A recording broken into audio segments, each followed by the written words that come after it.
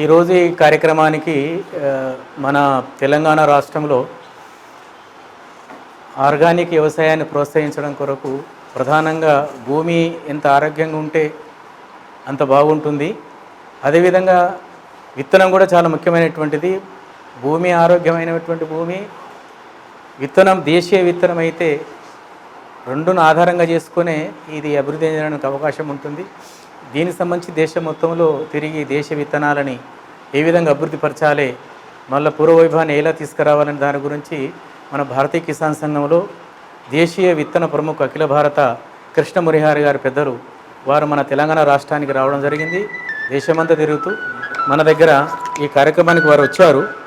ఈ కార్యక్రమాన్ని వారు తీసుకోగలరని నేను ప్రార్థిస్తున్నారు. వారు జైపూర్లో ఉంటారు, రాజస్థాన్ సంబంధించిన వారు బేసిక్గా సంఘ ప్రచారకు పూర్తి సమయం ఇచ్చి రైతుల కొరకు వారు శ్రమించి పనిచేస్తున్నారు.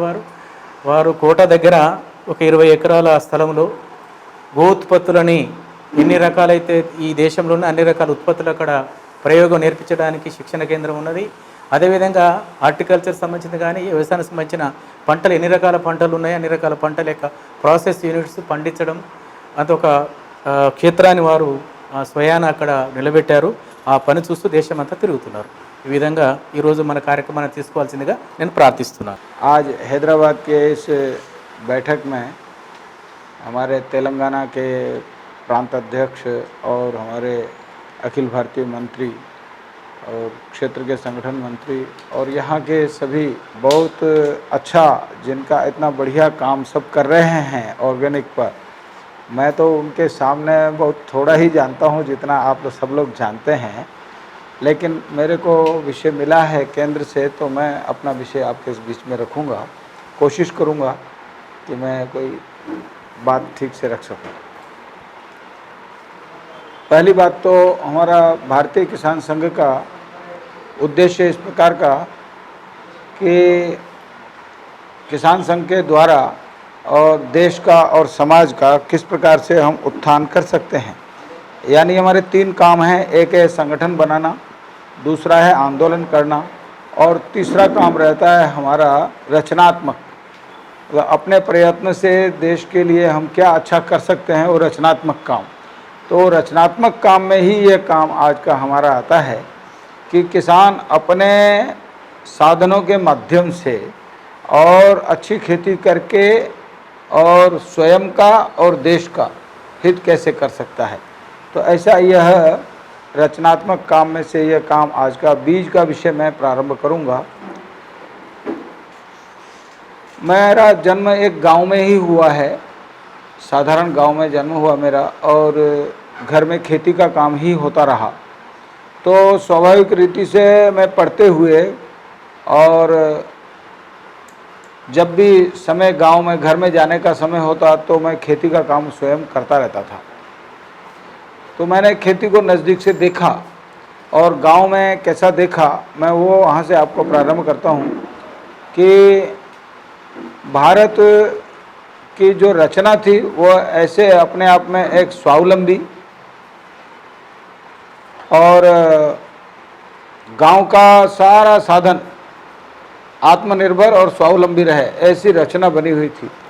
मैं गांव में देखता था कि जब बचपन में हमारे बाल कटाने होते थे तो हम नाई को बुला के लाते थे और वो घर पर आता था।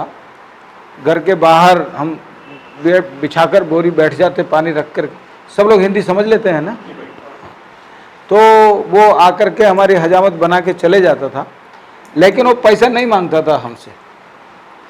ऐसा ही हमारे घर में यदि मिट्टी के बर्तन चाहिए तो हम लेने के लिए जाते कुम्हार के यहाँ, तो मिट्टी के बर्तन हमें ज़रूरत होती वो लेकर के आ जाते, लेकिन वो पैसे नहीं मांगता था। ऐसा ही खेती बाड़ी में लकड़ी के सामान बनाना होता, औजार बनाना होता, तो हमारे खेत पर बबूल के पेड़ लगे रहते थे, वो काट करके लाते थे लकड़ी और उसको लेकर के हम उसके पास जाते, वो उसका जो हमें सामान चाहिए बना करके दे देता, वो कोई मजदूरी नहीं मांगता था। ऐसा ही लोहे का, ऐसा ही दर्जी का, इस सब का काम गांव में, यानी पुजारी है, वैद्य है, कुम्हार है, लोहार है, सुतार है, मोची है, सबका काम, वो सभी काम होता। लेकिन वो पैसे का दाम कहीं कोई नहीं होता था। जब फसल आती थी तो उस फसल के समय पर इन सबको फसल अनाज देना, यह किसान की ओर से एक रचना बनी हुई थी। लेन देन सारा वो अनाज के आधार पर ही होता था, पैसे से नहीं होता था। यहाँ तक भी घर में गाय भैंस ने दूध देना बंद कर देना, पड़ोसी से लेना, घी ले लिया तो एक बर्तन भर के ले लिया और अपने घर में होने पर वो बर्तन भर के वापस दे दिया, लेकिन पैसे का भाव कोई नहीं, मोल तोल नहीं करते थे। और यहाँ ही नहीं, इससे भी आगे की मैंने देखा, जब मैं बाड़मेर का जिला प्रचारक होकर के गया सन 80 में, 80 की बात बता रहा हूँ, बहुत लेट की बात भी, गांव में चक्कियाँ भी नहीं थी, आटा चक्कियाँ भी गांव में नहीं होती थी उस समय, सन 80 की बात बता रहा हूँ। वो गांव ढाणियों में बसा हुआ रेगिस्तान का जिले में। तो बारात जब गई तो वहाँ पर पेड़ की छाया में अड़ोस पड़ोस के सब घरों से एक एक खाट और बिस्तर, पलंग और बिस्तर, वो उन्होंने पहुँचाया था और उस पर सब बारात रुकी थी, ठहरी थी पेड़ों की छाया में। और उन सबके खाने पीने के लिए जो आटा है, बेसन है, दलिया है, जो कुछ चाहिए वो सब रहने वालों ने पीस करके वहाँ पर पहुँचाया था। और बारात के आने पर दूध भी सब पहुँचाते थे। कोई न डेयरी से दूध आया, न चक्की से आटा पिसा, सब ने मिलजुल करके सब ने ये सब काम किया। गांव वालों ने लकड़ी फाड़ी, भट्टी बनाई, खाना बनाया, कोई हलवाई नहीं आया। और भोजन करवाने के लिए गांव के नौजवानों ने ही भोजन करवाया, कोई बेरा नहीं आया। और सब गांव के अंदर ऐसा वातावरण जैसे मेरे घर में बेटी का ब्याह है।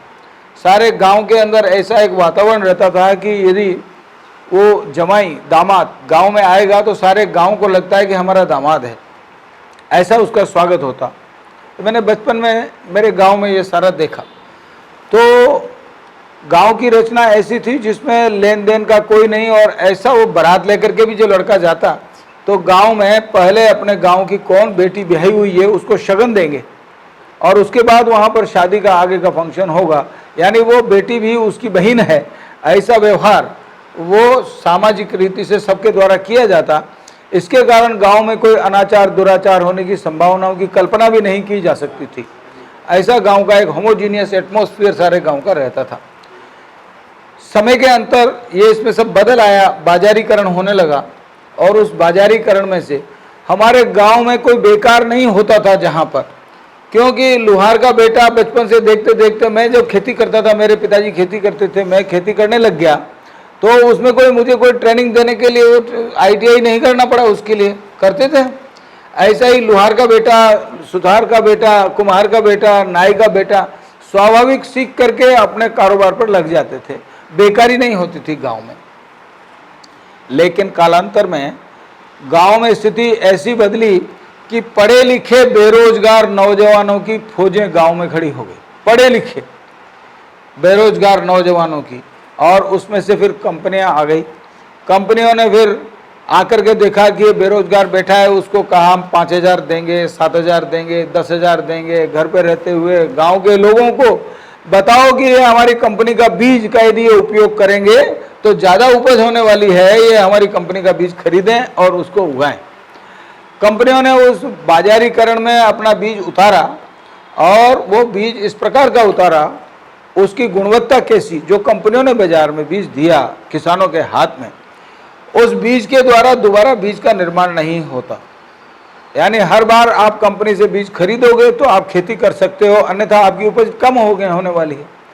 यानी इस प्रकार का बीज जिसमें से बीज निर्माण नहीं होना, वो नपुंसक बीज हमारे हाथ किसानों के हाथ में पकड़ा दिया। और उस बीज का उपयोग करने के कारण मैं पंजाब में 19 साल तक मैंने पंजाब में संघ का काम किया और बठिंडा मेरा केंद्र रहा। वो क्षेत्र अधिकतम रासायनिक खेती करने वाला क्षेत्र है। और वहाँ पर वो मैंने पेपर में पढ़ा कि वहाँ पर लोगों में बांझपन बढ़ता जा रहा है, क्योंकि बांझ अन्न को खाएंगे तो बांझ ही होंगे। अन्न के अंदर ही कुछ दम नहीं है तो फिर आगे बांझपन क्यों नहीं आएगा। तो वो ऐसा मेडिकली लोगों के ऊपर उसका असर उस बीज का। और दूसरा, उस बीज के कारण कि उसमें से बीज नहीं बनता, हर बार बीज कम खरीदेंगे तो अपने यहाँ का होने वाला बीज को तो हम खा करके ख़त्म कर देंगे और उनके बीज पर निर्भर हो जाएंगे। अपना बीज हम पैदा ही नहीं करेंगे तो बीज बचेगा कहाँ से। ये स्थिति मैंने J&K में जाकर के देखा। जम्मू कश्मीर के प्रवास पर गया तब मैंने उनसे पूछा कि पहाड़ में पहले जो मक्का होती थी बड़ी टेस्टी छोटे दाने, तो उसका बीज है क्या। तो बीज है ही नहीं, वो बीज वहाँ का खत्म हो गया। अभी भी हिंदुस्तान में सारे बीज खत्म नहीं हुए, लेकिन यह स्थिति बनी कि वहाँ का वो मक्का का बीज नहीं मिलता और जो बीज कंपनी का आया उस पर वो खड़े हो गए। यही हाल आज कॉटन का हो गया। बीटी कॉटन के आने के बाद में हमारे देशी कॉटन के बीज को हमने तेल निकाल करके काम ले लिया और डिपेंड हो गए बीटी कॉटन के ऊपर कि वो उनका बीज मिलेगा तो वो बीटी कॉटन लगाएंगे। ऐसा यह बीज के ऊपर परावलंबी होते हुए और हमारे यहाँ की जो जैव विविधता थी, जो हजारों प्रकार के बीज होते थे, धान के हजारों किस्में, गेहूं की भी सैकड़ों किस्में, सब्जियों की भी सैकड़ों किस्में, ये जो जैव विविधता थी उसके ऊपर बहुत बड़ा आक्रमण उन कंपनियों के बीजों ने किया, जिसके कारण हमारे यहाँ के जो विविधता थी वो समाप्त होकर के उनके एक बीज पर निर्भर हो गए। ऐसा जैव विविधता पर बहुत बड़ा असर उसका हुआ। तीसरा, उन्होंने जो बीज हमारे किसानों को दिया, उस बीज में से उन्होंने कहा कि भाई इसमें अधिक पैदावार लेना है तो उसमें खाद डालना है, कौन सा, यूरिया डालो इतना, डीएपी डालो इतना। ऐसा करके उन्होंने यूरिया डीएपी यानी रासायनिक खेती के ऊपर किसान को पहुंचा डाला उस बीज को देने के बाद।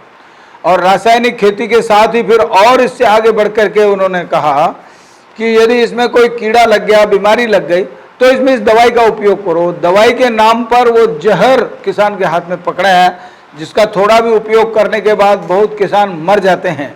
उसकी हवा भी उल्टी चल जाए तो उससे भी मर जाते हैं। ऐसा और जहर किसान के हाथ में खाद के नाम पर और कीटनाशकों के नाम पर, और यदि उनके यहाँ खरपतवार हो गई तो खरपतवार नाशी के नाते वो कैंसर का कारण वो उन्होंने खरपतवार नाशी किसान के हाथ में दवा के नाम पर दे दी। ऐसा वो सब उपयोग करने के कारण किसान की आर्थिक स्थिति पर तो विपरीत प्रभाव पड़ा ही, क्योंकि बहुत पैसा खर्च करके उसने खाद का प्रयोग किया, बहुत पैसा खर्च करके उसने दवाई के नाम पर उस जहर को उसमें डाला, और उस जहर को भी इतनी तादाद में उसने डाला कि उसकी खेती महंगी कैसे हुई, मैं उदाहरण से बताता हूँ। और खरपतवार नाशी का प्रयोग, हमारे यहाँ पर सोयाबीन पैदा होती है बरसात में, सोयाबीन में खरपतवार बहुत होती है बरसात के दिनों में। तो खरपतवार नाशी डालने के लिए वैज्ञानिक बोलेंगे कि भाई 10 ml डालना है 15 लीटर में, तो वो दुकानदार बोलता है कि तू 20 ले जा, और किसान सोचता है कि 50 ही डाल दो। अब वो उसमें इतने अधिक मात्रा में वो खरपतवार नाशी का प्रयोग किसान ने किया दवा समझ करके। उसका परिणाम क्या हुआ, एक तो उससे कैंसर तो होता ही है, उस कंपनी ने कैंसर होने के कारण और करोड़ों डॉलर का और जुर्माना मॉन्सेंटो ने भरा है, अमेरिका में भरा है। हाँ, लेकिन उसके अतिरिक्त ये तो उसने जुर्माना भरा, लेकिन उसके कारण जब वो इतनी मात्रा में वो कीटनाशक डाला तो वो फसल तो काट ली। मान लो वो सोयाबीन की है, सोयाबीन तो काट लिया, लेकिन जमीन में वो खरपतवार नाशी विद्यमान रहता है जो अधिक मात्रा में डाला गया। अब अगली बार जब उसको गेहूं बोना होता है तो गेहूं को जब बोता है तो गेहूं उसमें से बीज उगता नहीं, क्योंकि उसमें तो सोयाबीन के अलावा दूसरी चीज को उगने नहीं देना उस जो सोयाबीन की खरपतवार नाशी थी। इसके कारण जो बीज उसको 20 किलो डालना चाहिए उसके बजाय 50 किलो बीज डाल रहा है। तो वो इतना बीज डालने के बाद वो कुछ उगता है, यानी उस कंपनी का तो बीज 50 किलो बिक गया, लेकिन किसान की जेब से 50 किलो के पैसे उसमें खत्म हुए। ऐसा करके यह और कंपनियों के द्वारा एक बहुत बड़ा जाल फैला करके और किसानों की जेब के ऊपर भी डाका डाला, हमारी जैव विविधता को भी नष्ट किया, और जितनी मात्रा में ये सब जहर का उपयोग किया, खाद के नाम पर जो जहर का उपयोग किया, वो जहर किस प्रकार का, मैं कई बार किसानों को बोलता हूँ, ये यूरिया को खाद के रूप में हम डालते हैं, उस यूरिया का परिणाम बताता हूँ। किसी के खेत में सूअर आते हैं और सूअर को भगाने के लिए उसको मारने के अलावा कुछ उपाय नहीं होता।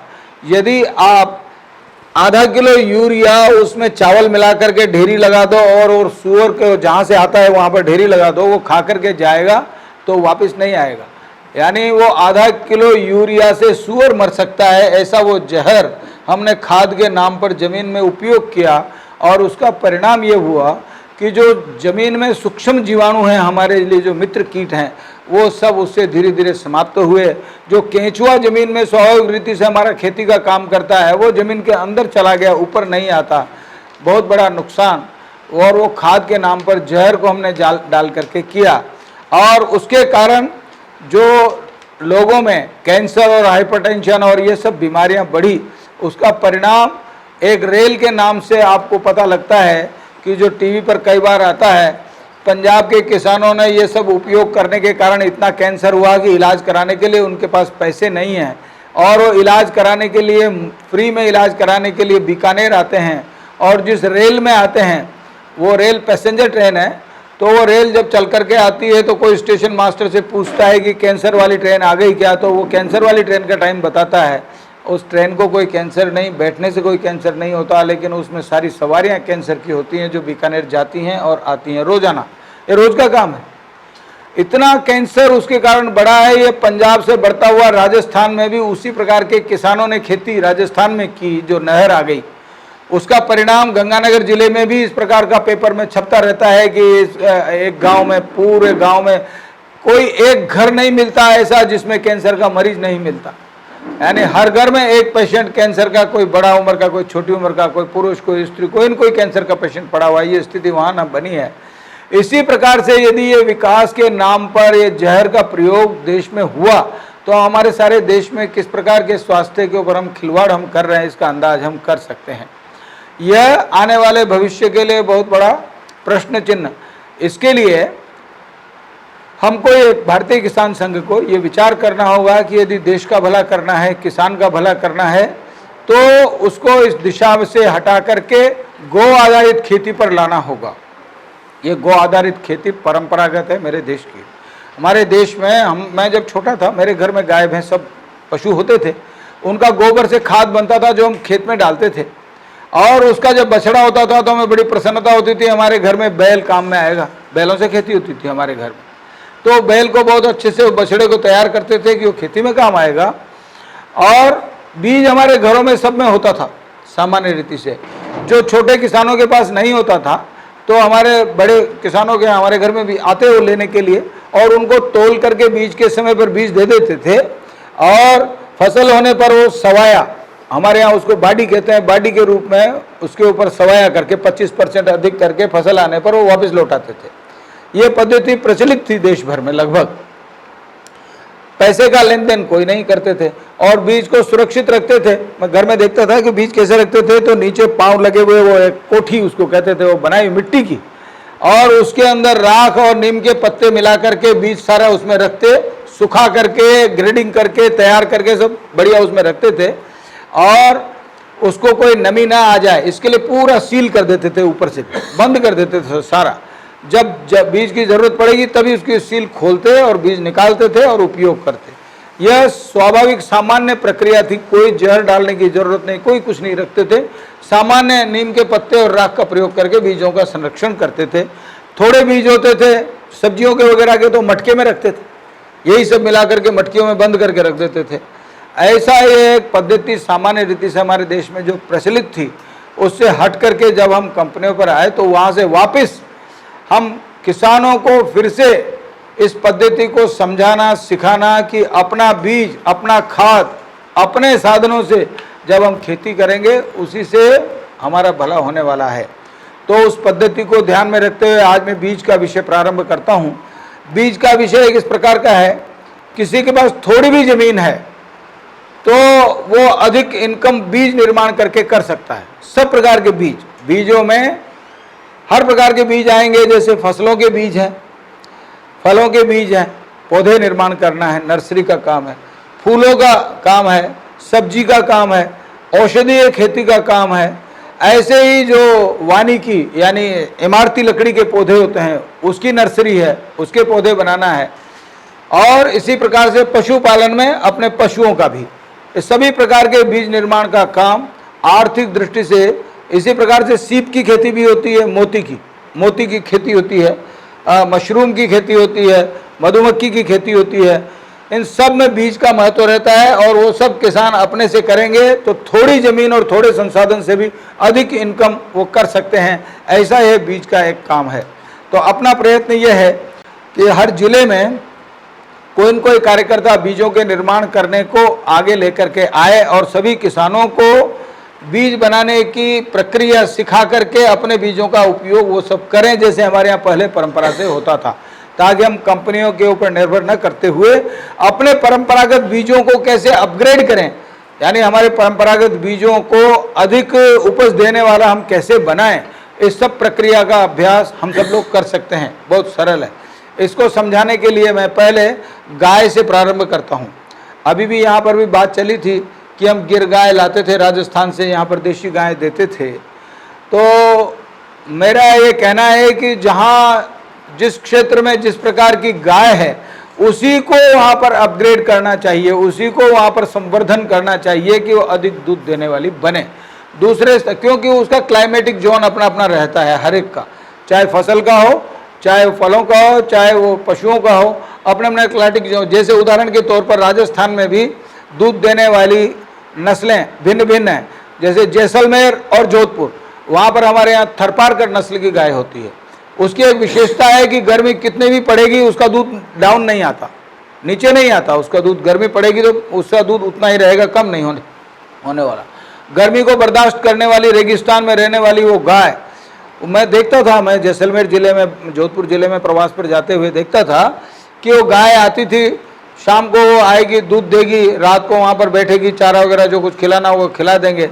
सवेरे दूध पिला देने के बाद बछड़े को और दूध देने के बाद में फिर वो निकल जाएगी और वो घूमती फिरती वो चरचरा करके फिर शाम को आएगी। ये उसकी प्रवृत्ति है, उसको कोई साथ में जाने की ज़रूरत नहीं, ढूंढने की ज़रूरत नहीं, वो अपने आप ही ये सारा प्रोसेसर उसका रहता है। तो वहाँ के क्लाइमेट में वही बढ़िया है। ऐसा गिर गाय है, गिरनार में से संबंधित है, लेकिन वो बहुत बड़े क्षेत्र गुजरात में और कुछ राजस्थान में भी गिर गाय भी होती है। राजस्थान का भी कोई 8-10 जिलों में गिर गाय है। तो पहाड़ी क्षेत्र में ज़्यादातर वो गिर गाय वहाँ पर सर्वाइव करती है। ऐसा वहाँ पर राठी गाय है, बीकानेर के क्षेत्र में राठी गाय होती है। ये दुधारू गाय हैं। इसमें जालोर जिला और सिरोही जिले में कांकरेज बड़े सींगों वाली गाय, वो वहाँ पर सर्वाइव करती है, अच्छी दूध देती है, दुधारू गाय है। नागौर में जो गाय होती है उसके बछड़े खूब दौड़ने वाले होते हैं, उसका दूध कम होता है, लेकिन बछड़ा एकदम दौड़ने वाला होता है, बहुत तेज गति से दौड़ सकता है। तो ऐसा उसकी अपनी एक विशेषता है। तो ऐसा अलग अलग क्लाइमेट जोन के अनुसार जहाँ जो होता है उसी को अपग्रेड कैसे किया जाए समझने की है। मैं कृषि विश्वविद्यालय वेटरनरी यूनिवर्सिटी बीकानेर में हमारे यहाँ पर है राजस्थान में, मैं वहाँ वाइस चांसलर को मिलने के लिए गया और मैंने उनसे चर्चा की कि हमारे देश की गिर गाय और नंदी को लेकर के, और ब्राज़ील वाले यहाँ से लेकर के गए और ब्राज़ील वालों ने उसको अपग्रेड करके आज 62.03 लीटर पर डे दूध ले रहे हैं। ब्राज़ील में गाय हमारे यहाँ की है, लेकिन अपग्रेड उन्होंने किया और 62 लीटर दूध वो लेते हैं प्रतिदिन। हमारे देश में हमारे देश की गाय को अपग्रेड करने का काम आपका विश्वविद्यालय, आपका रिसर्च सेंटर ये क्यों नहीं कर रहे? हम उस पर क्यों नहीं पहुँच पा रहे? तो उनका उत्तर था, हाँ मैं शुरू करने वाला हूँ, मैं एक कमेटी बनाई है, वो शुरू करेगी। लेकिन वो कमेटी तो बनाई और अब वो रिटायर हो गए, लेकिन वो काम उसका नहीं स्टार्ट हुआ है, मुझे पता है उसका। तो यहाँ पर इस प्रकार से जो बैठे हैं जिस सीट पर रिसर्च के काम पर, वो भी अपना काम अपने समय के अनुसार 10 से 4 अपना काम करके चले गए। उनको इस बात का कोई वो नहीं है कि इसको अपग्रेड करके मुझे देश का कुछ करना है। इसके कारण हमारे यहाँ 32 लीटर से ज़्यादा गिर गाय का हुआ नहीं। तो ये अपग्रेड कैसे किया जाए, इस पद्धति को हमको समझना होगा। ये बहुत सरल सी पद्धति है और ये बीज निर्माण करने की सामान्य पद्धति है, सभी प्रकार के बीजों को निर्माण करने की। उसके लिए मैं एक उदाहरण बताऊंगा। मनोहर पारिकर का दिया हुआ उदाहरण अखबार में आया था, वो मैं आपको बताता हूँ। मनोहर पारिकर गोवा के मुख्यमंत्री रहे और वो IIT बॉम्बे से उन्होंने बीटेक किया था। तो IIT में जाने से पहले वो बताते हैं कि मेरे गाँव की प्रसिद्धि तरबूज के पैदावार में थी। तरबूज होता है ना, वाटरमेलन, वो बहुत अच्छी क्वालिटी का मेरे गांव में होता था। इसके कारण बहुत प्रसिद्धि थी मेरे गांव की सारे क्षेत्र में। और उस अच्छी क्वालिटी को होने की पद्धति क्या थी मेरे गांव की, कि जो तरबूज की फसल आती, अच्छे तरबूज पैदा होते, तो गांव के सब लोगों को आमंत्रित किया जाता, आओ मेरे खेत पर तरबूज पक गए हैं, तरबूज खाने के लिए सब आओ। गाँव को सारों को आमंत्रित करते थे तरबूज खाने के लिए। और उनको कहते थे कि आप अच्छे अच्छे तरबूज चुन करके लाओ और वो अच्छे अच्छे तरबूज खाओ, शर्त इतनी है तरबूज जितने मर्जी खाओ, उसका बीज मेरे पास रख दो। अच्छे तरबूज आप चुन करके खाओ और बीज मेरे पास छोड़ दो। अच्छे अच्छे तरबूज लोग खाते थे और बीज किसान को दे देते थे और उस बीज को सजा करके संवार करके और ठीक पद्धति से रखता था साल भर, और उसके बाद अपने खेत में उगाता था और अच्छी क्वालिटी का तरबूज हर बार वहाँ पर पैदा होता था। मनोहर पारीकर कहते हैं कि मैं IIT में गया, उसके बाद नई पीढ़ी ने खेती संभाली और उसके बाद उन्होंने सोचा कि ये क्या गांव के लोगों को मुफ्त में खिलाने के लिए अच्छा तरबूज हम उनको खिलाते हैं, बाजार में अच्छा तरबूज बेचेंगे तो पैसे अच्छे मिलेंगे, और उन्होंने अच्छे तरबूजों को उठा करके बाजार में बेच दिया और घटिया जो किस्म बची उसमें गांव वालों को बुला करके अपनी वो रस्म पूरी की। गांव वालों ने आए और तरबूज खाए और बीज उनको दे दिया। अब वो बीज जब उनको मिला तो वो तो घटिया था, अच्छा तो उन्होंने बेच दिया और उसमें से वो उस तरबूज की जो विशेषता उस गांव की थी वो उसमें से समाप्त हो गई। यह मनोहर पारीकर वहाँ पर बताते हैं। यानी कि बीज निर्माण करने की सामान्य हमारी पद्धति थी सिलेक्शन पद्धति, चयन करके हम अच्छे का और बीज कैसे निर्माण करें, ये सामान्य पद्धति। उसी पद्धति के द्वारा हम अपने किसानों को बीज निर्माण करना सिखाएंगे, यह बात हम सबको समझना है। अब मैं बताता हूँ आपको, जो गाय के बारे में अभी मैं चर्चा कर रहा था कि अच्छी गाय तो सब लोग मांग लेते हैं, अच्छी गाय हमें चाहिए, गिर गाय दिला दो, कहाँ मिलेगी, कैसा मिलेगी, ये सब पूछते हैं मेरे से। मैं बताता हूँ गिर गाय तो मिल जाएगी बहुत आसानी से, लेकिन क्या नंदी आपके पास में है क्या? तो नंदी तो नहीं है। नंदी नहीं है तो वो गाय तो वहीं पर पहुँच जाएगी जहाँ आपकी गली की गायें सब घूम रही हैं, तो आपके पास वो अच्छी गाय को लाने का कोई मकसद पूरा नहीं होगा। तो व्यवस्था तो पहले नंदी की ठीक होगी तो गाय आपकी ठीक रहने वाली है, अर्थात गाय अच्छी लाने की ज़रूरत नहीं, तो नंदी की व्यवस्था। मेरे को अभी पिछले दिनों में जो कोरोना काल था तो संघ कार्यालय पर मैं बैठा था एक दिन और वहाँ पर एक नौजवान आया। वो जवान आया, उनका क्या काम करते थे, मैं फलां काम करता था, लेकिन कोरोना के काल में सब बंद हो गया, काम कारोबार फेल हो गया। तो मैंने कहा कि अब क्या करने वाले हो? बोला मैं अब गौशाला शुरू करना चाहता हूँ। मैंने गौशाला तो सेवा का काम है, आप घर परिवार कैसे चलाओगे, ये तो सेवा के लिए रहती है गौशाला। बोला नहीं दूध के लिए। मैंने कहा फिर डेयरी फार्म होता है, उसके लिए अच्छी किस्म की गायें चाहिए, उससे होगा। उसको मैंने कहा कि आप पहले से ही आप तो कारोबार से फेल होके आए हो और यदि मान लो आपने 1-1 लाख की गायें खरीदी और उसके बाद यदि काम नहीं जमा तो आपका तो वैसे ही खराब हो जाएगा। तो आपको मैं सलाह देता हूँ अच्छी गायों को कैसे आप निर्माण कर सकते हैं। अपने यहाँ पर गायें बहुत सारी घूम रही हैं जिनका कोई बांधने पर कोई रोक टोक नहीं है, कोई छोड़ दी लोगों ने। अब जो छोड़ दी उनमें से अच्छी गायों का चयन करके आप बांध लो, चारा खिलाओ बहुत अच्छी तरह, और उनका चयन करके और अच्छी किस्म का नंदी की व्यवस्था करो। और अच्छी किस्म का नंदी क्या होता है ये हमको समझना चाहिए। उसका पिता कौन सी नस्ल का है, उसका दादा की नस्ल कौन सी है, इसका ज्ञान हमको होना चाहिए। उसकी माँ का दूध कितना है, उसकी नानी का दूध कितना है, इसका रिकॉर्ड हमारे पास होना चाहिए। ऐसा अच्छी नस्ल का और अच्छी माँ का जो दूध पिया हुआ वो बछड़ा और नंदी के रूप में हमारे पास होगा। उससे जब आप उन गायों को क्रॉस कराओगे तो पहली बार में 50% उस नस्ल के बछड़े बछड़ी मिलेंगे जिस नस्ल का वो नंदी था। पहली बार में 50% में वो आ जाएगा। अब आप दूसरी बार जब उसको क्रॉस कराएंगे तो वो नंदी उनको क्रॉस नहीं करेगा, क्योंकि गाय माता और हमारे बेटे बेटियों का जब हम रिश्ता करते हैं उसमें गोत्र का ध्यान रखते हैं कि कौन से गोत्र में ब्याहना है बेटी को। तो गोत्र समान गोत्र में हम बेटी का ब्याह नहीं करते, क्योंकि संतानें आगे जाकर के रोगी होंगी, कमज़ोर होंगी, इसलिए गोत्र बदल करके दूसरे गोत्र में शादी करते हैं। जाति वो रहती है लेकिन गोत्र अलग होता है। ऐसा ही गाय के लिए ध्यान रखना पड़ेगा कि उसका गोत्र समान न हो, दूसरे गोत्र का नंदी उसके लिए क्रॉस करने के लिए लाना होगा। मैं अहमदाबाद के पास एक बहुत अच्छी गौशाला है, बंशी गौशाला, उसका नाम बंशी गौशाला है। गोपाल भाई उसको संभालते हैं, बहुत अच्छे संतों के आग्रह से उन्होंने उसको संभाला। उसको मैंने देखा कि वो गौशाला को मैं देख करके आया और देखा कि कंप्यूटर बहुत सारे लगे हुए हैं। मैं कहा इतने सारे कंप्यूटरों का क्या काम रहता है? कंप्यूटर का बहुत काम रहता है। क्या काम रहता है? तो उस गौशाला में 18 गोत्र की गायें थी। ये सारा रिकॉर्ड होता है वहाँ पर। 18 गोत्र की गायें हैं, यानी जैसे ए नंदी के द्वारा क्रॉस होकर के जो बछड़े बछड़ी मिले वो उसके गोत्र के A1, A2, A3, A4 वो एक गोत्र बन गया। अब उस बछड़े बछड़ी को क्रॉस करने के लिए, बछड़ी को क्रॉस करने के लिए बी नंदी जिसका टेक बी का है, तो उसके द्वारा जो संतति होगी वो B1, B2, B3 वो दूसरा वो गोत्र की वो बछड़े बछड़ी होंगे, वो 75% हो जाएगी उसी नस्ल का। नंदी उसी नस्ल का है, गाय का दूध और माँ का दूध नानी का तो सारा देखा हुआ है। अब वो बी नंदी ने क्रॉस किया, वो B1, B2, B3 75% मिल जाएगा। अब तीसरे नंबर पर जो क्रॉस कराएंगे इसी प्रकार से तो वो 87.5% हो जाएगा। और चौथी बार में 100% उसी नस्ल का बछड़ा बछड़ी हम ले सकते हैं जिस नस्ल का आपने नंदी वहाँ पर उपयोग किया। ऐसा करके हम अच्छी किस्म के बछड़े बछड़ी हम चयन पद्धति से स्वयं निर्माण कर सकते हैं। और वहाँ बंशी गौशाला में मैं देखता था कि बछड़े बछड़ी के लिए दूध, जब वो गाय को आवाज़ लगाते थे वो गाय बाहर आ जाती, उधर से बछड़ा आ जाता और वो 2 थन का दूध बछड़ा बछड़ी पीता था, 2 का दूध निकाला जाता था। आधा दूध निकाला जाएगा, आधा बछड़ा बछड़ी के लिए। उसका परिणाम ये होता था कि साल भर में वो बछड़ा बछड़ी गाय के बराबर ऊंचाई का हो जाता था। आपको हिंदी समझ में आ रही? बाद में आए थे।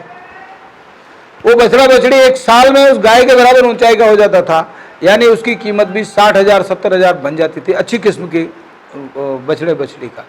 तो इस प्रकार के अच्छे बछड़ी को निर्माण करना, अच्छे बछड़े को नंदी के रूप में निर्माण करना, ऐसा यदि आपने अपग्रेड करके अच्छा नंदी निकाला वो लाखों में जाता है, लाखों में जाता है। हमने अभी कोटा में हमारा फार्म है, वहाँ पर गिर गाय हैं, तो वहाँ पर नंदी लाने के लिए 4 लाख रुपया 5 लाख रुपया ये मांगते हैं अच्छे नंदी का।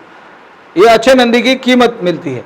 तो यदि आप अच्छा बीज बनाने का काम सीखना है गाय का भी, तो अच्छी किस्म की गाय हमारे यहाँ पर जो है उसका भी बछड़े का, उसका माँ का दूध, उसकी नानी का दूध, उसके पिता की रेस, उसके दादा की रेस, सबकी पहचान करके यदि आपने अच्छा बीज निर्माण किया, अच्छे बछड़े बछड़ी का निर्माण किया, ये अपने आप में जैसे नर्सरी वैसा ही ये एक काम बीज निर्माण करने का। थोड़े साधनों से बहुत अच्छा काम हो सकता है। ये मैंने पशुओं के ऊपर बोला। अब मैं इसी प्रकार से आपको फसलों के और फलों के और फूलों के और इसके बारे में बातचीत करता हूँ। मैं अभी फसल के बारे में बताता हूँ। फसल में भी इसी प्रकार से आप अपने नाम से अच्छा बीज का निर्माण स्वयं कर सकते हैं। मैं अभी उड़ीसा के प्रवास पर जब गया था, बरगढ़ में, बरगढ़ एक स्थान है, वहाँ पर एक सामान्य कार्यकर्ता जो परंपरागत बीजों का संचय करके और संग्रह करके उनको रखता है, उसने अपने स्वयं का ही एक बीज निर्माण किया। उसने कैसे निर्माण किया तो वो मैं बात बताता हूँ, उससे आपको ध्यान में आएगा। केरल की एक बहुत अच्छी किस्म का चावल पैदा होता है, उसकी अपनी एक गुणवत्ता, और बरगढ़ में एक दूसरे प्रकार का होता है, उसकी उपज ज़्यादा। दोनों बीजों को ला करके लगाया और उसका पोलिन का ख्याल रखते हुए उसका डिस्टेंस का, कि दूसरे का पोलिन उसमें ना आ जाए, समझ गए ना, उसका क्रॉस दूसरा उसी जाति से न कर जाए, तो उनको सेपरेट रखते हुए, सेपरेशन रखते हुए उसने दोनों को लगाया। एक पद्धति तो ये होता है कि उसकी पोलिन हम जाकर के करवाएं या तितली से हो जाए, नहीं तो फिर उसका पोलिन ऊपर से कट करके उसका पोलिन उसमें डाल करके उसको क्रॉस कराना। समझ में आ गई ना ये बात आपको? ऐसा उन्होंने अपना तैयार करके और लक्ष्मी नाम से उन्होंने अपना वैरायटी निर्माण की, और वो अच्छी निर्माण, वो वैसे ये 4 बार में, मैंने जैसे गाय का बोला, वो 7 बार में निर्माण करते हैं बहुत अच्छा बीज। 7 बार तक परिष्कार करते हैं उसका, अच्छे बीज के साथ में क्रॉस कराना 7 बार। वो बीज निर्माण करने के बाद उन्होंने और एक कंपनी को दिया, और वो कंपनी उस बीज को पैदा करके बेचती है और उसकी रॉयल्टी उस किसान को मिलती है। यह बीज निर्माण करने की सामान्य फसलों की बात मैंने आपको बताई। ये गेहूं में भी इसी प्रकार से करना होता है।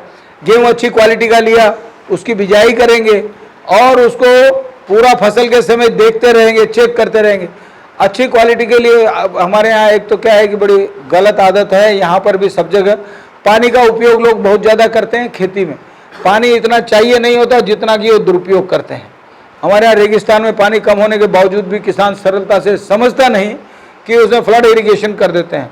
बूंद बूंद पानी से गेहूं की खेती हमने की, बूंद बूंद पानी के द्वारा गेहूं का उत्पादन, और वो भी 3-3 दाने 9-9 इंच के फासले पर बेड के ऊपर लगा करके, और उसको इतना हो जाने के बाद ऊपर से कटिंग करने के बाद उसका उत्पादन सामान्य किसानों से ज़्यादा आता है।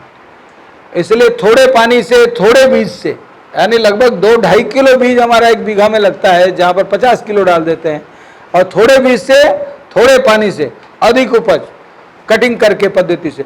तो गेहूं में इसी प्रकार से चारों तरफ घूम करके वो देखता है कौन से पौधे में नीचे से ज़्यादा निकला है फूट और ऊपर किसकी बाली ज़्यादा लंबी हुई है, इन सबको देखते हुए वो चयन करेगा।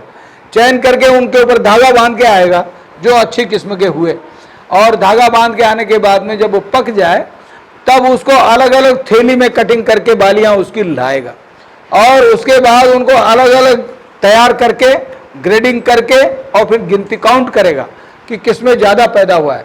बहुत अच्छी किस्म के जो वैरायटी जितनी बचेगी उन थैलियों में से उनको तो रखेगा, बाकी को फसल में मिला देगा। अच्छी क्वालिटी के जो मिलेंगे वो थैली अलग अलग रखते हुए उनको ठीक से सुखा करके, ना गीला रहे ज़्यादा और ना ही इतना ज़्यादा सूखे कि वो उगे ना, ये सब ध्यान रखते हुए, और खरपतवार सब साफ करके, और अगले साल के लिए नीम और राख को रख करके उसको रखना, और अगली बार उसको बीजेगा। ये 1 नंबर की थैली के लाइन है, ये B नंबर की थैली की लाइन है, अलग अलग थैली की लाइन। उनको बिजाई करने के बाद फिर से वो इसी प्रकार से चयन करेगा।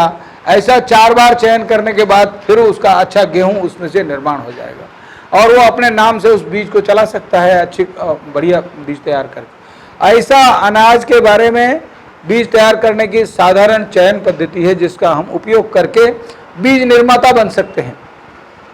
ऐसा ही फलदार पेड़ों में, यहाँ तो बहुत लोग काम करने वाले हैं इसी का, फलदार पेड़ों के लिए भी इसी प्रकार से बहुत अच्छी किस्म के पौधे अपने खेत में ला करके हम लगाएं, 2-2, 3-3, 4-4, जिसको कहा जाएगा मदर प्लांट। आम अच्छी किस्म के हैं वो ला करके हमने लगा दिए, अमरूद लगा दिए, अनार लगा दिया, नींबू लगा दिया, अमरूद लगा दिया, उसके 2-2, 3-3, 4-4 पेड़ लगा दिए।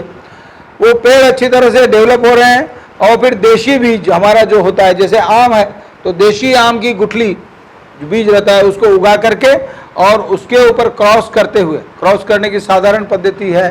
एक तो ये पद्धति है कि वो पौधा जो बड़ा हुआ है इतना, उसको ऊपर से यहाँ से कट कर दिया, और जो हमारा अच्छी क्वालिटी का पौधा है उसमें से उसी नाप की वो जो गई उसको ऐसा कट लगा करके उसमें ये क्रॉस करके उसमें डाल करके उसको बांध दिया, क्रॉस कर दिया। एक पौधे की जो टहनी जा रही है उसको यहाँ से 1 इंच तक लगभग चारों तरफ से साफ करके मिट्टी और गोबर मिला करके गूटी पद्धति से उसको बांध दिया और कस के बांध दिया। 50 दिन में उसके अंदर से जड़ें निकल आती है और उसको यहाँ से काट करके दूसरी जगह लगा देते हैं, वो पौधा बन जाता है। ऐसा इस साधारण रीति से प्रचलित पद्धतियाँ हैं जिसके द्वारा क्रॉस करा के हम अच्छी किस्म के पौधों का निर्माण हम कर सकते हैं। तो और साल में 1 बार तो हर पौधे की कटिंग करना ही होता है। जब आप कटिंग करते हैं अच्छे पौधों की, फलदार पौधों की कटिंग भी होना बहुत ज़रूरी है, उसमें से अधिक फूटता है, अधिक होता है। वो कटिंग जब करते हैं उसमें से निकले हुए वो सब कटिंग में से ही अच्छे पौधे निर्माण फिर से कर सकते हैं। अलग से कुछ काटने की भी ज़रूरत नहीं होती, कटिंग होती है उसमें से निकाल करके पौधे निर्माण करें। ऐसा ये सब फलदार पेड़ों की अच्छी क्वालिटी, ये संतरा होता है, किन्नू बनाया जैसे हमारे यहाँ पर गंगानगर ने, तो खट्टी के पौधे लगा करके उसके अंदर अच्छी किस्म का जो हमारा किन्नू का पौधा है उसकी डाली को उसमें क्रॉस करते हैं तो उससे अच्छा किन्नू का पौधा तैयार हो जाता है। ये वेराइटियाँ अलग अलग होती हैं। तो ऐसा अभी मैं वहाँ गया था हिमाचल में, तो सेब के पौधे मैदानी इलाके में तैयार करने की पद्धति मैंने कहा देखें कैसे करते हैं। तो उन्होंने बताया कि नीचे का जो बेसिक जड़ है ना वो हम कश्मीर से मंगाते हैं और फिर यहाँ ला करके हमारे अच्छी किस्म के जो सेब लगे हुए हैं उनसे हम उनको क्रॉस कराते हैं। तो वो वहाँ से ला करके, और मैंने देखा कि वो सूखे सूखे से ही पड़े थे, लेकिन वो सवेरे बड़े तेज़ी से उनको काटते थे, ऊपर से वो काटा और वो जो इधर से अच्छी किस्म का है उसको यूँ क्रॉस करके उसमें डाला और उसको लगा करके तैयार कर रहे हैं। ऐसा पौधे निर्माण करने का ये काम कितना लाभकारी है।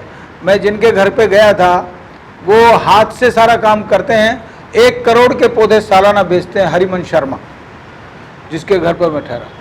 उसके बाद वहाँ से निकलने के बाद मैंने फिर हमारे प्रांत अध्यक्ष जो यूनिवर्सिटी में पढ़ाते हैं एग्रीकल्चर यूनिवर्सिटी, उनसे पूछा कि और भी कोई है क्या, मैं देख के आऊँ। बाद में निकलने के बाद उन्होंने दूसरी नर्सरी बताई, वो आपको बहुत अच्छा एक उदाहरण है। वो भी दूसरी नर्सरी पर मैं गया, रजत नर्सरी करके थी बिलासपुर जिले में घुमारवीं के पास।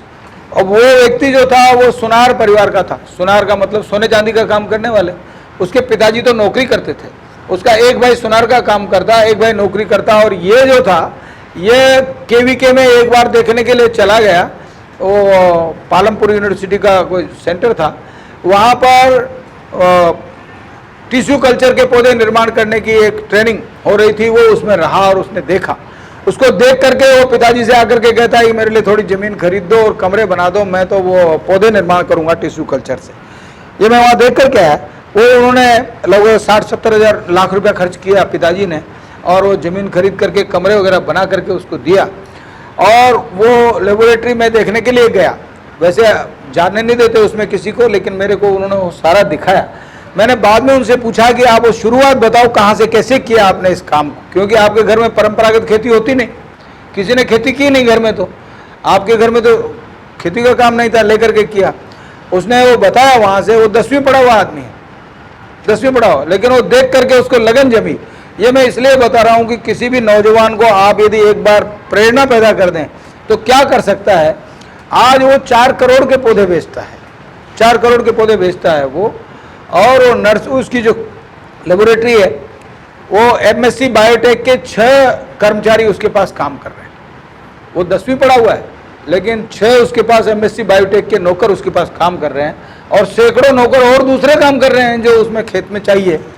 इतना बड़ा यानी सैकड़ों लोगों को घर को रोजगार देने वाला ये काम, पौधे निर्माण करने का काम, केवल और केवल सेब के पौधे तैयार करता है, दूसरे कुछ नहीं करता, एक ही प्रकार के पौधे तैयार करता है। इतना बड़ा ये काम, करोड़ों का काम हो जाता है। मेरा अपना एक कार्यकर्ता जिसको मैं लेकर के गया था, पठानकोट का कार्यकर्ता था, पठानकोट में उस कार्यकर्ता को मैं तैयार कर रहा हूँ कि वो पौधे निर्माण करने का अच्छा काम करे। समझ में आ रहा है ना? मुश्किल आ रही है तो बोल देना। तो वो कार्यकर्ता जिसको लेके गया था, उसने 1 साल पीछे भी, और ये पॉपुलर के पौधे, मैंने पूछा कि पिछले साल पॉपुलर के पौधे कितने के बेचे थे। उसने बताया मैंने 1 करोड़ 40 लाख के पॉपुलर के पौधे बेचे। 1 करोड़ 40 लाख के पॉपुलर के पौधे।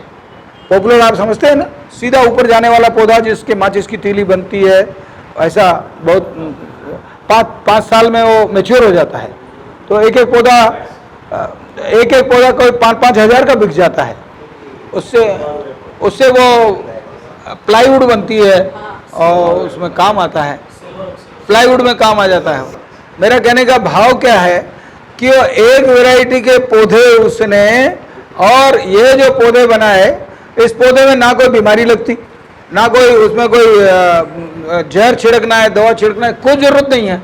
वो अच्छे खाद की अच्छी मिट्टी ज़मीन है, उसमें पैदा हो गए, और नवंबर में लगाते हैं, नवंबर में। तो वो 1 साल में वो पौधा तैयार किया, वो 8-9 फुट का हो जाता है 1 साल में ही, और उसको उखाड़ करके दे देते हैं। और 5 साल जो लगा कर रखता है, वो एक एक पौधा 5,000 का वो पेड़ बिक जाता है। उसकी कितनी इनकम हो जाती है ये आप अंदाज लगाइए। अब उसको केवल इसके पौधे निर्माण करने में 1 करोड़ 4। इस बार अभी मैंने पूछा अभी कितने पॉपुलर के पौधे लगाए हुए हैं, तो उसने 1 लाख पौधे भी लगाए हुए हैं, अभी 1 लाख पौधे लगाए हुए हैं उसने। तो अब बाकी भी नर्सरी, बड़ी नर्सरी तैयार कर रहा है। अब मैंने उसको सेब के वहाँ लेके गया था ना, वो भी दिखा के लाया था, वहाँ से भी पौधे लेके आए थे, वो भी उसने लगाए हैं, और नर्सरी तैयार कर रहा है। मेरे कहने का भाव ये है कि कोई व्यक्ति किसी प्रकार के भी पौधे निर्माण करने का काम शुरू करे तो ये बहुत बड़ा व्यवसाय, थोड़ी ज़मीन में थोड़े साधनों से बहुत अच्छा एक इनकम का सोर्स और लोगों का फायदा ये हो सकता है। ऐसे फूलों का है, फूलों की नर्सरी, फूलों की नर्सरी, एक एक फूल 10 रुपये से लगा के 30 रुपये तक बिकता है। जो कौन सा दिन आता है जो वैलेंटाइन डे, उस पर दुनिया में एक्सपोर्ट होता है। मैं होसपुर रुका था, होसुर में रुका था, फूलों की खेती, उसमें उनके पास 400 किसान जुड़े हुए हैं, प्लेटफॉर्म बना हुआ है उनका, FPO जैसा FPO बना हुआ है 400 किसानों का, और वो सब फूलों की खेती करते हैं, और वो फूलों दुनिया में एक्सपोर्ट होता है, दिल्ली भी जाता है, जयपुर भी जाता है, देश में कई जगह जाता है। और वो बहुत डीप फ्रीजर में, मेरे को दिखा है डीप फ्रीजर बनाया हुआ, उसमें उनके फूल रखे हुए थे, उनके ऊपर सब केप लगी हुई, वो फूल रखे हुए थे। 10-10 दिन तक वो उसमें वैसे के वैसे ही रहेंगे, और उसको जब भेज देंगे AC गाड़ी में चला जाता है, और उनकी कीमत समय पर 30 रुपये तक भी मिलती है एक एक फूल की। कितनी अच्छी कमाई, फूलों की खेती, बहुत अच्छे ढंग के फूल के पौधे तैयार करके कोई भी व्यक्ति थोड़ी जमीन में अधिक इनकम फूलों से कर सकता है। और इस प्रकार के भी फूल हो सकते हैं, देखो कि आप फूल के द्वारा बाद में जैसे गुलाब है, गुलाब का तेल बनाना है, इत्र बनाना है, गुलाब जल बनाना है, उसका वो चटनी बनाना है, ऐसा प्रोसेसिंग भी। जब कीमत नहीं मिलती आप प्रोसेसिंग करो, कीमत मिलती है तुरंत बेच दो। ऐसा फूलों की खेती बहुत लाभकारी हो सकती है। सब्जियों की खेती, ये अनेक प्रकार के जैसे बीज होते हैं, इनमें से बहुत अच्छी नर्सरी सब्जी की, केवल सब्जी की नर्सरी में ही बहुत अच्छा परिवार पालने का उपक्रम थोड़ी जमीन में कोई भी व्यक्ति कर सकता है। मैं वहाँ पर उदयपुर देखा मैंने, एक की फूलों के फलों इसकी सब्जियों की नर्सरी का काम करता है एक आदमी, एक औषधीय खेती की ही नर्सरी का काम करता, एक फलदार पौधों की ही नर्सरी का काम करता। ऐसा अलग अलग प्रकार की नर्सरी, फूलों की नर्सरी वाला फूलों की नर्सरी का ही काम करता। अभी हम बातचीत कर रहे थे फलों की, अब मैं सब्जी के ऊपर बात करता हूँ। सब्जी के बारे में, सब्जी की नर्सरी के बारे में मैं अपनी जानकारी की बहुत अच्छी बात आपके बीच में रखता हूँ। सब्जी के भी आप अपने स्वयं अपने बीज निर्माण कर सकते हैं। उसमें से एक उदाहरण बताता हूँ। मैं जब गया काजरी में, काजरी यानी हमारा यहाँ डेजर्ट का रिसर्च सेंटर है जोधपुर में, तो वहाँ पर मैं गया, पॉली हाउस में खेती हो रही थी उसकी सीडलेस खीरे की, सीडलेस खीरा होता है। तो मैंने उसको पूछा कि भाई ये कैसा है, इसमें तो निमेटोड आ जाता है। तो बोला हाँ इसमें निमेटोड का हमने उपाय किया है, वो आपको बताता हूँ, बहुत काम की बात।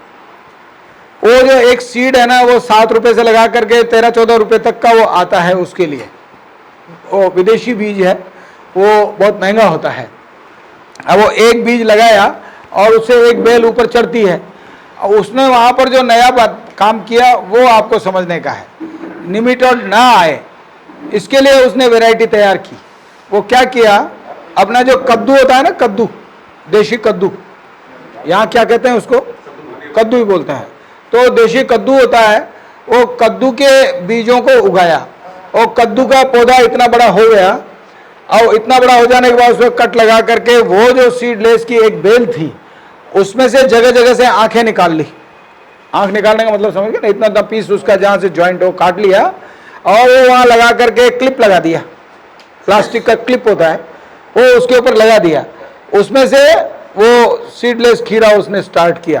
तो वो कहता है कि इसके अंदर अब निमेटोड नहीं आएगा, इसके पैर जो है ना नीचे वो कद्दू की बेल का, उसमें निमेटोड नहीं आएगा। तो वो उसके ऊपर उसने वो क्रॉस कर दिया तो उसमें निमेटोड नहीं आता।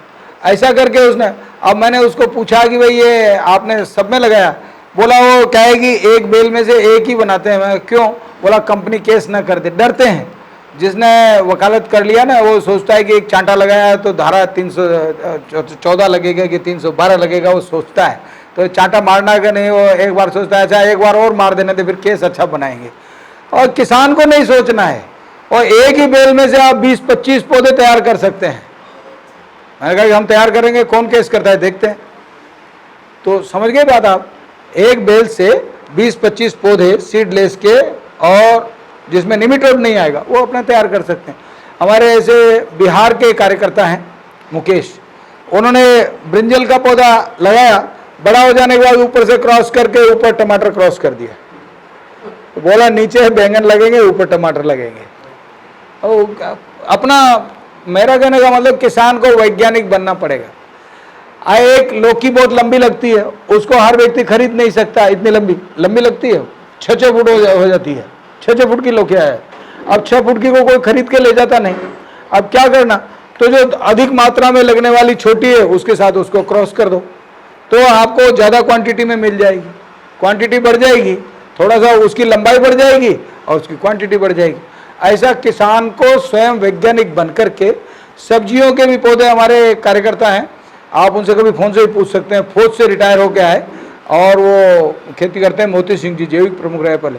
उनकी जो देशी भी मिर्च है, मिर्च कहते हैं ना यहाँ पर, 14 इंच लंबी मिर्च थी, 14 इंच, 14 इंच, 1 फीट से ज़्यादा, 1 फीट से 2 इंच ज़्यादा, इतनी लंबी मिर्च उनकी और लगी हुई। तो देशी बीज से है, कोई हाइब्रिड नहीं उसमें, देशी बीज से। देशी लोकल। कौन सा स्टेट में? राजस्थान, राजसमंद जिला। नंबर नोट कर सकते हैं आप, उनसे बीज मंगा सकते हैं और सीड भेज भी देंगे। आप मंगाएंगे सीड आ जाएगा। तो मेरे कहने का मतलब है कि किसान स्वयं वैज्ञानिक बन करके, वैज्ञानिक के पास क्या होता है, एक डिग्री होती है किसान सारी ज़िंदगी की पढ़ाई की डिग्री रखता है, सारी ज़िंदगी की पढ़ाई की डिग्री है उसके पास तो इधर से किताब में से थोड़ा लिया, उधर से किताब में से थोड़ा लिया और उसने एक डिग्री ले ली। किसान के पास तो ओरिजिनल डिग्री है, वो काम कर रहा है, ज़िंदगी भर के अनुभव हैं। तो उसको वैज्ञानिक बन के नए नए काम इस प्रकार से अच्छी सब्जी के पौधे निर्माण करके थोड़ी ज़मीन में अधिक इनकम वो कर सकता है। ऐसा इमारती लकड़ी का जैसे मैंने आपको बताया ना वो पॉपुलर का, ऐसा ही मैं अभी आपको बताने वाला हूँ। इतनी इनकम हो सकती है किसानों की, आप सबकी भी इनकम कई गुना बढ़ाने की बात मैं आगे बताने वाला हूँ बहुआयामी खेती के अंदर। तो महोगनी होती है, बहुत कीमती लकड़ी होती है महोगनी, सीधा ऊपर जाती है, उसके पौधे निर्माण करो, महंगा बिकता है। ऐसे मलाबार नीम होती है, सीधा ऊपर जाता है और ज़मीन का कुछ घेरता नहीं और उसकी इनकम अच्छी होती है 5 साल में भी, तो उसके पौधे निर्माण करना। तो ऐसा आजकल जैसे नेशनल हाईवे बन रहा है, उसके दोनों तरफ सरकार को पेड़ लगाने, फलदार पेड़ तो लगाने नहीं, नीम लगाना है और ऐसे ही पेड़ लगाने हैं।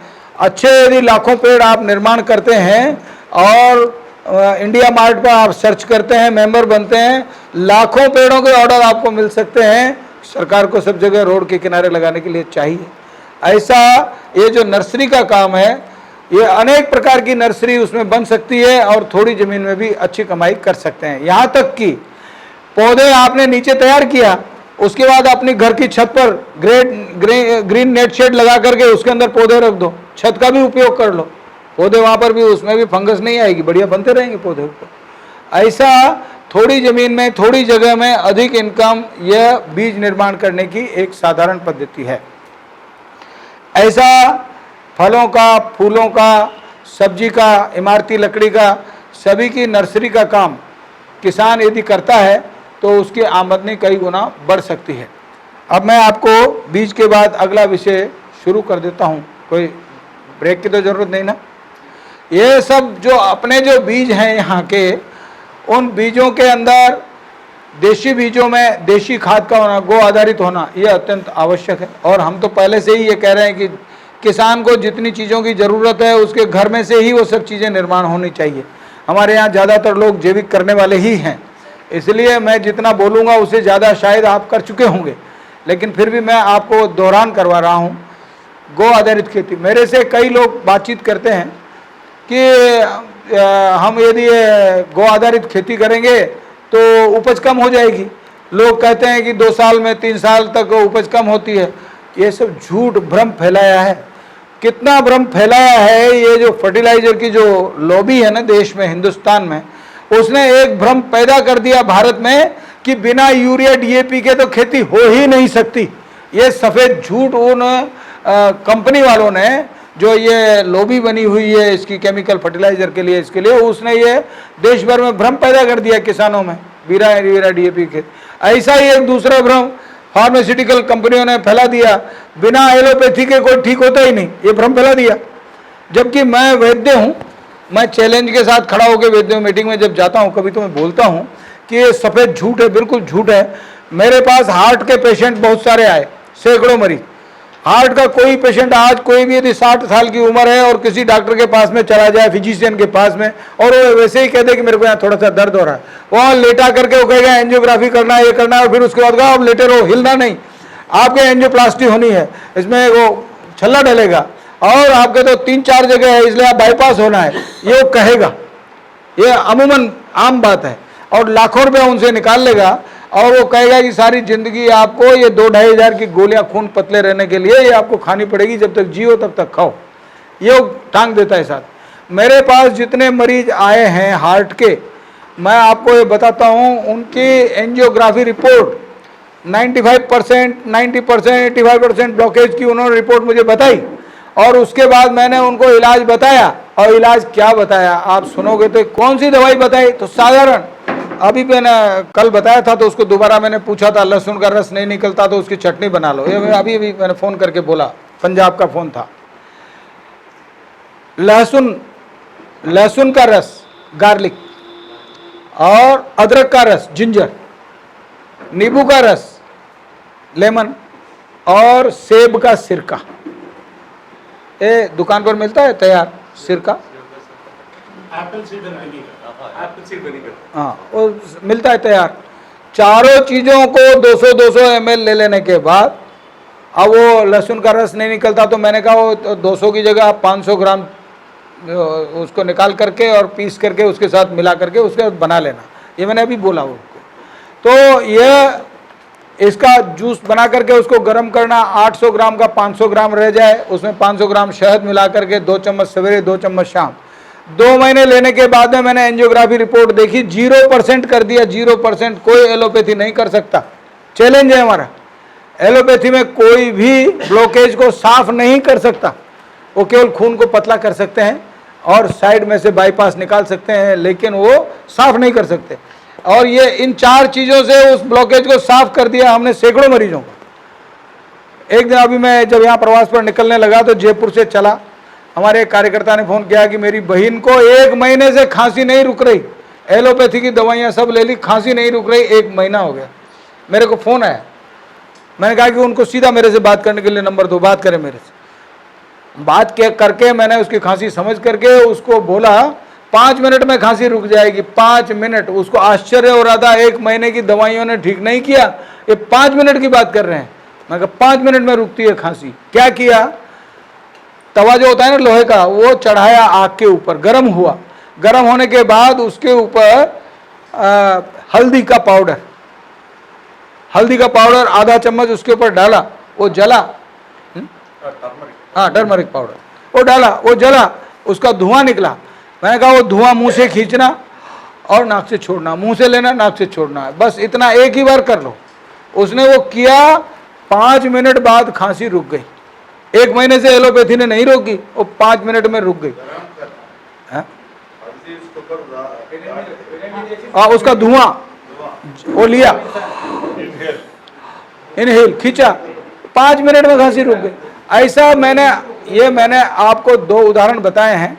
मैं इस सब्जेक्ट में घुस जाता हूँ ना तो ये 1.5 घंटे तक ये सब्जेक्ट पूरा चलता है मेडिसिनल। वो मेरा विषय आज का नहीं है, तो मैं वो केवल उदाहरण बताया मैंने। ऐसे मेरे पास सैकड़ों हैं उदाहरण कि जो महीनों में ठीक नहीं होते वो थोड़ी देर में ठीक होते हैं। 15 मिनट से ज़्यादा नहीं लगता ठीक होने में। 15 मिनट जो दवाई खिलाते रहते हैं लंबा, 15 मिनट में। एक घर में मैं जब शाखा के बाद मिलने के लिए गया और माता जो है ना, उनकी माता गैस बन रही वो ऐसा, उसको तो बहुत बड़े परेशान। वो कहने लगा मैं डॉक्टर के पास लेके जाना है। अरे मैंने कहा डॉक्टर के पास नहीं लेके जाना, तुम मेरे साथ चलो कार्यालय, बोतल लेके चलो, एक बोतल में मैं दवाई डालूंगा और ला करके आधा कप दवा में आधा कप पानी मिला करके पिलाना और मुझे 15 मिनट बाद फ़ोन करके बताना कि ठीक हुई कि नहीं। 15 मिनट बाद। और उसने वो दवा पिलाई और 15 मिनट बाद होता है आराम मिल गया। अगले दिन शाखा पर बोला बिल्कुल ठीक है। हमारे पास तुरंत ठीक होता है, लेकिन भ्रमित कर दिया उन कंपनियों ने। अब कल ही प्रधानमंत्री ने आयुष का जो घोषणा की है और देश की ये जो देशी पद्धति की जो चिकित्सा, एलोपैथी वाले पाँव नहीं लगने देते। 58 प्रकार के ऑपरेशन अलाउड किए थे केंद्र सरकार ने आयुष के लिए, लेकिन उसको ब्रेक लगाने का काम एलोपैथी कर रही है, ये ऑपरेशन नहीं करना। अभी उन्होंने आयुष के लिए अलग से वीजा देने का बात कर ली है कल, इलाज कराने के लिए। वो आंखों में मरीज ठीक नहीं हो रही थी, वो राष्ट्रपति की पत्नी बेटी, केन्या की राष्ट्रपति की बेटी मेरी, उसको आयुर्वेदिक चिकित्सा से यहाँ पर ठीक किया। कल टीवी पर बता रहा था उदाहरण से, मोदी जी ने अहमदाबाद में जो किया उसमें बताया। तो हमारे यहाँ की ये जो पद्धति है ये बहुत बेहतर और जल्दी ठीक करने वाली, लेकिन भ्रम पैदा कर दिया। वैसा ही किसानों के अंदर बिना यूरिया और डीएपी के खेती नहीं हो सकती, ये भ्रम निर्माण कर दिया। उस भ्रम के खिलाफ मैं आपको बताता हूँ। हमारे पास में कोटा में 40 बीघा का फार्म, वो किसानों का ट्रेनिंग सेंटर है। आप में से कोई भी आ सकते हैं, वहाँ सारी ट्रेनिंग A to Z सब प्रकार की वहाँ देने की व्यवस्था की गई है। उसके ऊपर सब प्रकार की लेबोरेटरीज है, सब वहाँ पर व्यवस्थाएं हैं। तो वहाँ हमने प्रयोग किया, उसके आधार पर मैं बताता हूँ आपको। हमने पहली बार में भी पूरी उपज ली है और इस बार का अभी मैंने पूछा डाटा, तो जितना यूरिया वालों का गेहूं पैदा हुआ उससे हमारा 1 ग्राम भी कम नहीं हुआ। जो किसान हमसे ट्रेनिंग लेकर के आसपास सब कर रहे हैं, पूरा अनाज उतना ही पैदा किया। 25 क्विंटल 1 बीघा में निकलता है, छोटी बीघा है, और 25 क्विंटल ही उनका पूरा निकला है, कोई कम नहीं हुआ किसी का। वो कैसे हुआ ये मैं आपको बता रहा हूँ। पहली बार में भी आप यदि खेती करते हैं, इस निश्चय के साथ अपना मन पक्का करके कि यह सत्य है, इसको आप मान करके खेती करेंगे, 100% आपकी उपज आने वाली है। ये कॉन्फिडेंस पहले होना चाहिए। कॉन्फिडेंस लूज होना यही खतरनाक है। कॉन्फिडेंस पूरा कॉन्फिडेंट होकर के खेती करना, उसके लिए सबसे पहले अपने खेत की मिट्टी का परीक्षण करवाना चाहिए। सॉइल हेल्थ कार्ड बनाना चाहिए कि हमारी मिट्टी की स्थिति क्या है। अब खेत की मिट्टी की स्थिति क्या है, वो जो जैविक के ऊपर प्रधानमंत्री ने बोलना था और गवर्नर गुजरात ने बोलना था, उस दिन गवर्नर ने अपने खेत की 90 बीघा का वर्णन किया था उन्होंने कि मैंने वो ठेके पर दी थी, और जिन्होंने ठेके पर ली उन्होंने यूरिया डीएपी का प्रयोग किया और उसके अंदर कार्बन वैल्यू वो 0.03% से नीचे चला गया और उसमें उपज होना बंद हो गया। उन्होंने खेती हमें वापस कर दी, इसमें कुछ पैदा नहीं होता। तो कार्बन वैल्यू उसकी जब तक ठीक नहीं होगी आपकी उपज पूरी नहीं आ सकती। उसके लिए क्या प्रयोग करना चाहिए, यह मैं आपको हमारा किया हुआ प्रयोग आपको बता रहा हूँ। वो क्या करना, पहले तो सॉइल हेल्थ टेस्ट करवा करके अपनी ज़मीन का परीक्षण करा के देख लें हमारे यहाँ पर क्या क्या चीज़ कमी है, किस स्थिति में हमारी ज़मीन है, उसका ठीक ज्ञान करके और हम खेती स्टार्ट करें। तो सबसे पहले 4 प्रकार का तो मैं खाद अपनी ज़मीन में, मैं सरल पद्धति बताऊंगा, वैसे खाद की पद्धतियों का नाम सबका बताऊंगा, लेकिन आप कम से कम मेहनत से सरलता से कैसे कर सकते हैं वो मैं ज़्यादा सरलता से बताऊंगा। तो सबसे पहले तो अपने खेत के अंदर हमको हरी खाद की व्यवस्था करनी चाहिए। हरी खाद का मतलब आप समझते हैं क्या? हाँ, यानी हमारे यहाँ उसका ढेंचा, सन बीजा, ऐसा उसका नाम है, वो उसको पैदा करना, झीलगा बोलते हैं। हाँ, तो झीलगा वो अपने खेत में पैदा करना और कम से कम 50 दिन का हो जाए अच्छा बड़ा, उसके बाद उसको वहीं पर गिरा करके वो हमारा इतना बड़ा हो गया। अब वो जो जोतने वाला किसान उसको तो पता नहीं था अब क्या करूं, इसको कैसे जोतूं ट्रैक्टर लेकर के। तो हमारा जो कार्यकर्ता वहाँ पर पीएचडी एमएससी पीएचडी है, उसने ट्रैक्टर के आगे रॉड लगाया और घुमा दिया, नीचे गिरा दिया और फिर उसको रोटोवेटर घुमा करके मिट्टी में मिला दिया और उसके अंदर फिर जमीन में यह एक प्रकार का खाद हुआ, हरी खाद, एक प्रकार का खाद हमारे खेत में हरी खाद को देना। उसके बाद उसमें जब पानी देना है तो पानी के साथ में क्या क्या चीज़ें उसमें चाहिए, जीवाणु, जैसे गोकृपामृत का प्रयोग करते हैं आप, ऐसे जीवामृत का प्रयोग करते हैं कोई लोग, जो हाँ कोई लोग करते हैं जीवामृत का प्रयोग, ये सब जीवाणु हैं उनमें सब में।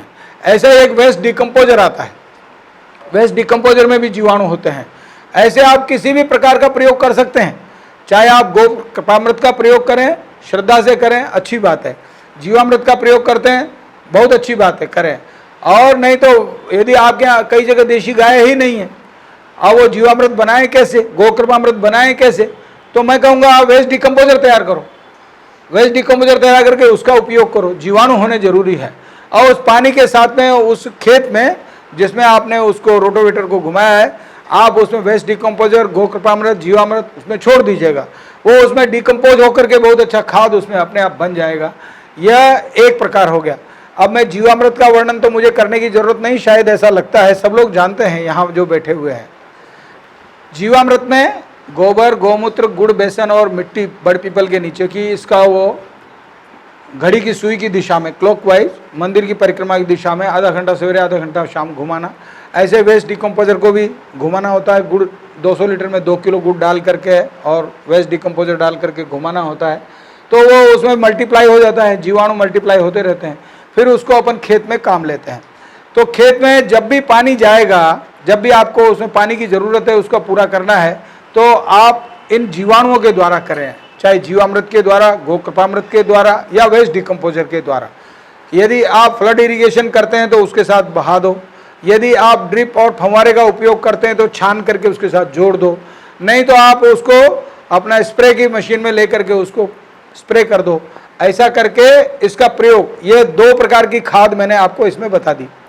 तीसरे प्रकार की खाद कंपोस्ट खाद, उसको निर्माण करना हर किसान को ठीक समझना चाहिए। कंपोस्ट खाद दिखने में बड़ी सरल है लेकिन उसको समझना पड़ेगा। कंपोस्ट खाद बनाते समय अपने जमीन में जिन जिन प्रकार के कंटेंट्स की कमी है उनको हम उसको बनाते समय उसमें पूरा करेंगे। जैसे उदाहरण के तौर पर कहीं पर फॉस्फोरस की कमी है, तो जो रॉक फॉस्फेट आता है, ये मिट्टी होती है, हमारे यहाँ उदयपुर में निकलती है, पहाड़ी के नीचे से खोद करके निकालते हैं, तो रॉक फॉस्फेट की बोरी रखें अपने पास में। जिप्सम की कमी है तो जिप्सम भी मिट्टी निकलती है हमारे यहाँ पर, वो उसको वहाँ पर रखें। ऐसा जिस चीज़ की कमी है, कैल्शियम की कमी है तो उसका भी चूना है, कुछ है, वो गीला पानी करके उसको डालना। ऐसा ये सब कंटेंट्स हम अपने पास रखें जो उसमें चाहिए अपने ज़मीन के लिए। और एक बढ़िया खाद बनाने का जनरल 2 पद्धति बताऊंगा। एक पद्धति तो ये है कि आपके पास में यदि गोबर गैस प्लांट है तो और भी अच्छा है। गोबर गैस प्लांट में से जब स्लरी निकलती है तो उसके अंदर कोई भी बीज पैदा होने लायक नहीं रहता, बाद में खरपतवार नहीं होती उससे, उसमें से वो कई दिन बाद निकलता है। तो आप गोबर गैस प्लांट का उपयोग कर सकते हैं। गोबर गैस प्लांट यदि आपको महंगा लगता है क्योंकि उसमें खर्चा आता है बनाने का, तो मैं सस्ता गोबर गैस प्लांट आप YouTube पर देखेंगे मुरारी मॉडल का, तो 500 रुपये में गोबर गैस प्लांट विद चूल्हा आपका बना सकते हैं। स्वयं देख करके बनाएं, बनाया कहीं से नहीं मिलेगा, वो देख करके खुद बनाना पड़ेगा।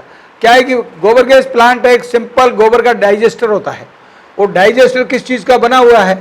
वो आपका सीमेंट, ईंट और बजरी से बना हुआ है। तो दीनदयाल मॉडल 25-1 हज़ार का बन जाता है।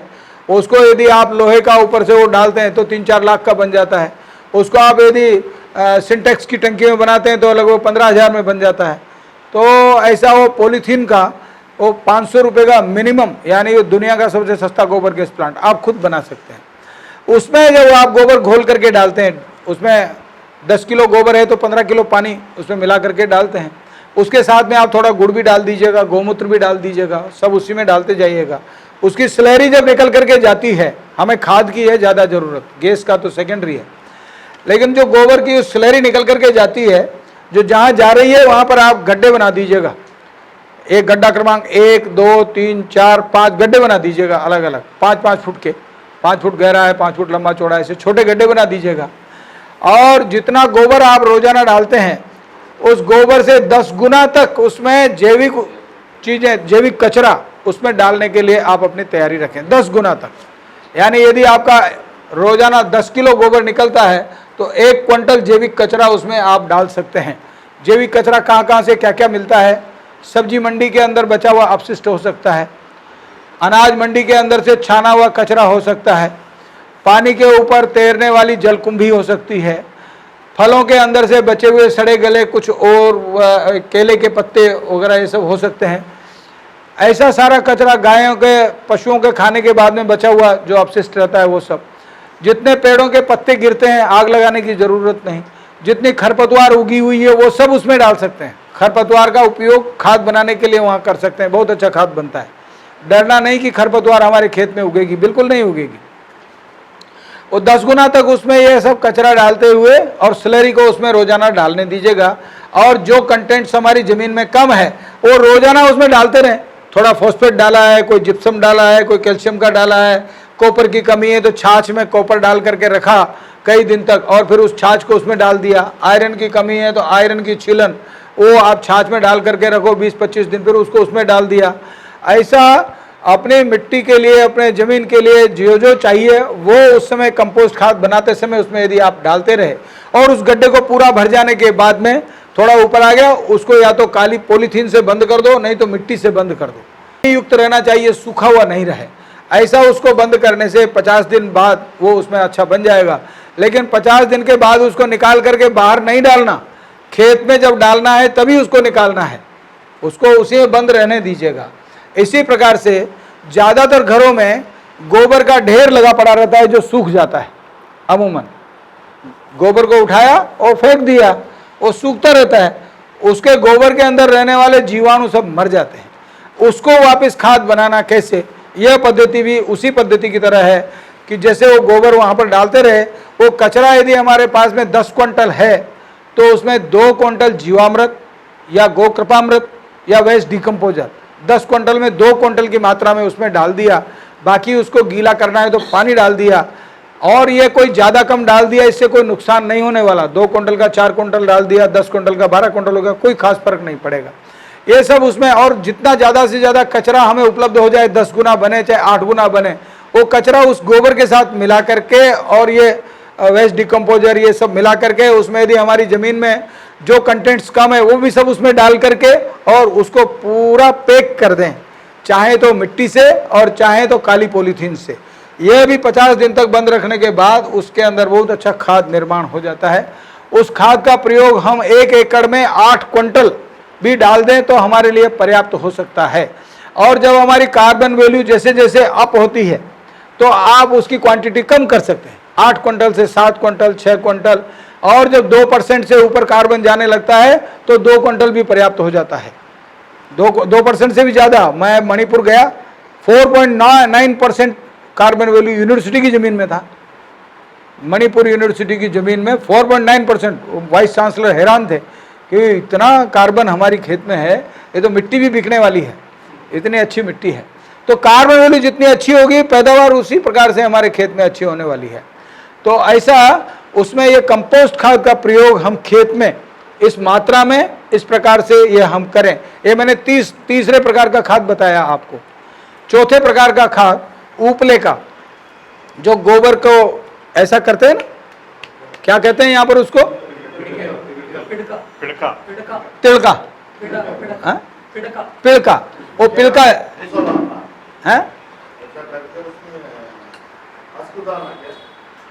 गोबर बर्फी। हाँ गोबर बर्फी। हाँ गोबर बर्फी। ओ ऐसे सारे दुनिया में। मैं कैलाश मानसरोवर की यात्रा पर गया तो तिब्बत में भी मैंने ऐसा देखा, वो दीवारों के ऊपर वो लगाया हुआ, दीवारों पर वहाँ पर भी देखा जैसे यहाँ देखते हैं वहाँ पर भी ऐसे लगा हुआ था। तो वो जो रहते हैं ना आपका गोबर का केक, जो भी वो पुराना जितना भी होगा हमारे लिए बहुत उपयोगी है।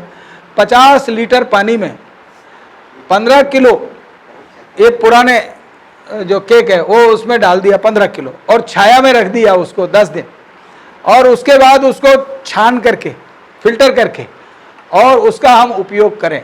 कैसे उपयोग करें ये मैं आपको बताता हूँ। या तो आप ड्रिप के साथ भी कर सकते हो, नहीं तो स्प्रे कर सकते हैं। और स्प्रे करना है तो 3 बार एक फसल पर स्प्रे कर दो।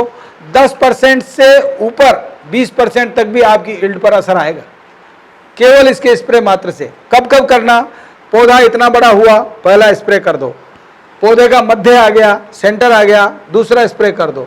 और फल लगने वाला है उसके पहले तीसरा स्प्रे कर दो। आपकी यील्ड इससे भी बढ़ जाने वाली। क्यों बढ़ने वाली है? जहाँ कहीं इस प्रकार का गोबर का ढेर पड़ा रहता है, बरसात में पानी बरसता है, उसका पानी बह करके जहाँ जाता है वहाँ की फसल का रंग अलग होता है, वो उसका ऊपर असर होने वाला है। तो ये 4 प्रकार का ये मैंने आपको प्रयोग करने का बताया। तो आपके ज़मीन में उपज कम होने का कोई कारण नहीं। लेकिन कई लोग सोचते हैं हमें तो वही पालेकर ने बताया था जीवामृत से खेती करने का। मैं जीवामृत पूरा दिया। हरियाणा में मैं गया ना तो वहाँ एक किसान कार्यकर्ता आया था, वो बताने लगा मैं पूरा जीवामृत दिया उसमें, लेकिन मेरी उपज कम हुई। तो उपज तो कम हो गया, आपने कितना उसमें इनपुट डाला? तो उसने 5 बार पानी दिया, 5 बार जीवामृत दिया, 1 एकड़ में 10 किलो के हिसाब से सारी फसल में 50 किलो गोबर उसका गया। तो उसमें उत्पादन कितना होना है? अब मैं आपको आगे बताऊंगा कि 30 ग्राम खाद 1 एकड़ के लिए चाहिए। अब आप 30 ग्राम से पूरी उपज लेना चाहो, 30 ग्राम से, तो उपज कैसे पूरी आ सकती है? वो अपना काम तो करेगा लेकिन उससे उपज नहीं आ सकती। तो उसके लिए ये सारा प्रोसेस पूरा करना पड़ेगा। मिट्टी का टेस्ट करना पड़ेगा, कंपोस्ट डालना पड़ेगा, जीवामृत या वेस्ट डिकम्पोजर उसमें डालना पड़ेगा, और उपले का भी उसका प्रयोग करना पड़ेगा, हरी खाद का भी प्रयोग करना पड़ेगा। उपज 100% हमने पैदा किया। बाकी लोगों के मुकाबले हमारे यहाँ एक खानपुर की ज़मीन थी, उसका बाद में हमने, अभी लेबोरेटरी बाद में बनी, तो हमने उनके कार्बन वैल्यू का टेस्ट किया तो उसका 1.6 था, 1.6 कार्बन वैल्यू थी उसकी। और उसमें जब हमने ये सारा प्रोसीजर किया, चारों चीज़ों का प्रोसीजर पूरा किया, उसकी उपज बाकी यूरिया वालों से 30% एबो थी, 30% ज़्यादा उपज आई। और जब उसकी कीमत मिली तो बाकी लोगों को 7,000 रुपया क्विंटल में सरसों का भाव आया, और हमारी सरसों 8,500 रुपया, 8400 8,400 रुपया क्विंटल में हमारी सरसों की। दाम भी ज़्यादा मिला, उपज भी ज़्यादा हुई, लेकिन उसके अंदर इनपुट पूरा देना पड़ेगा। उसकी कार्बन वैल्यू अच्छी थी, इसलिए कार्बन वैल्यू का ध्यान रख करके खेत के अंदर हम इनपुट पूरा डालें। तो मैं हरियाणा वाले का बता रहा था कि वो केवल जीवामृत दे करके पूरा उपज लेना चाहें, वो संभव नहीं है, उसके कंटेंट्स पूरे देने पड़ेंगे उसको। तो मैं आपको और बताता हूँ खाद के प्रकार। कभी भी पशु कोई मर जाए, कोई पशु मर जाए, अपने यहाँ पर कोई पशु भी मर जाए तो जमीन में समाधि दे दो, समाधि खाद बनेगी। तो जैसे बड़ी आकार का गाय है, बैल है, भैंस है, ऐसा जानवर है, तो आप 5 फुट का उसके आकार के हिसाब से लंबा चौड़ा 5 फुट गहरा ऐसा गड्ढा खोद लीजिएगा और उसके अंदर 25 किलो नमक और 5 किलो चूना कली ये उसमें आप बिखेर दीजिएगा और उसके ऊपर मिट्टी डाल करके पूरा बंद करके लगभग 1 फुट ऊपर खेती करने के लिए मिट्टी रहनी चाहिए। ऐसा बना करके उसके ऊपर खेती करते रहें, साल भर उस पर बराबर खेती करते रहो। साल भर के बाद में वो सब गल करके इतना बढ़िया खाद बन जाता है। 1 एकड़ के लिए वो एक बड़ा जानवर पर्याप्त होता है। छोटा जानवर है तो कम चूना डालेंगे, कम नमक डालेंगे, छोटा गड्ढा होगा और उसी प्रकार से साल भर में वो भी खाद बन जाएगा। लेकिन एक बड़ा जानवर 1 एकड़ के लिए बहुत अच्छी खाद वो दे देता है, ये समाधि खाद है। इसी प्रकार से नमक 25 केजी लाइम, चूना 5 किलो लाइम और 25 किलो साल्ट नमक, ये एक बड़े जानवर के लिए, छोटे के लिए कम हो जाएगा। इसी प्रकार से 30 ग्राम वाला जो मैं बोल रहा था उसका परिणाम भी बहुत अच्छा है, वो मैं आपको बताता हूँ एक बार। वो क्या, हमारे जो अखिल भारतीय जैविक प्रमुख हैं हुक्म जी पाटीदार, उन्होंने खूब सारे प्रयोग किए, उनमें से एक प्रयोग उनका ये उसके साथ हुआ है, वो मैं बताता हूँ। ये जो सींग होता है ना, गाय का सींग, गाय के सींग को बढ़िया साफ करके गौमूत्र से धो करके और उसके अंदर बढ़िया गोबर को गीला करके उसके अंदर पूरा भर दिया, गोबर, गाय का गोबर पूरा भर दिया गाय के सींग में और नीचे गड्ढा बना करके उसमें गोबर गीला करके भर दिया और वो सींग उसमें डुबो दिया, नुकीला हिस्सा ऊपर, नुकीला ऊपर गोबर भरा हुआ वो उसके अंदर चला गया। ऐसे सींग को उसमें डुबो करके रख दो। ये सर्दी के नवरात्रा में इस प्रकार से रखना, गोबर भर के। सर्दी का नवरात्रा अक्टूबर में आता है ना, अक्टूबर में, तो उस समय नवरात्रा में वो उसमें डुबो करके रखा। गर्मी की नवरात्रा में उसको निकालेंगे, गर्मी की नवरात्रा में जब निकालेंगे उसके बाद जो फसल होती है उसको साफ करके निकाल करके शीशी में रख लेंगे। जब फसल होती है उसको पानी में घोल करके 30 ग्राम 1 एकड़ के हिसाब से और उसके ऊपर नीम के पत्तों से इससे छिड़क दो, उसका परिणाम बहुत अच्छा आता है। गर्मी के नवरात्रा में जब वो खाली हो गया, उसके अंदर सफ़ेद पत्थर होता है, चकमक पत्थर, जिससे आग पैदा होती है। आपने देखा हो तो मैं बचपन में देखता था, मेरे गांव में छोटा था जब बीड़ी पीने वाले लोग वो एक सूत का बना हुआ एक यूँ रखते थे सूत का, और वो पत्थर को यहाँ रख करके एक लोहे का वो यूँ यूँ यूँ उसको यूँ करते थे तो उससे आग पैदा होती, तो वो सूत आग पकड़ लेता, उसे बीड़ी सुलगाते थे। वो जो पत्थर होता है वो चकमक पत्थर, जिससे आग पैदा होती। ऐसे सफ़ेद पत्थर का चूरा बना करके और वो उसके अंदर भर दो, सींग के अंदर पूरा भर करके, और उसको उसी प्रकार से गोबर में जैसे रखा था वो गर्मी के नवरात्रा में उसमें रखा जाएगा, यानी अप्रैल में, अभी जैसे नवरात्रा निकला ना पीछे, और उसके अंदर रख दिया। और सर्दी के नवरात्रा में उसको निकालते हैं, पूरा गर्मी उसमें रहता है वो।